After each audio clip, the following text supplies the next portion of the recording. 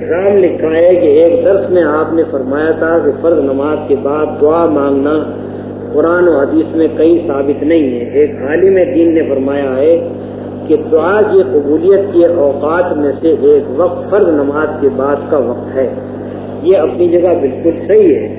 میں نے جو بات کہی تھی وہ یہ ہے کہ یہ بات ثابت نہیں ہے کہ رسول اللہ صلی اللہ علیہ وسلم ہمیشہ پانچوں وقت فرض نماز کے بعد باقاعدہ ہاتھ اٹھا کر دعا مانگتے ہو اور پوری جماعت بھی آپ کے ساتھ ہاتھ اٹھا کر دعا مانگتی ہو. یہ سنت ثابت نہیں ہے. باقی اللہ سے دعا مانگنا سرے سے قابل اعتراض چیز ہی نہیں ہے.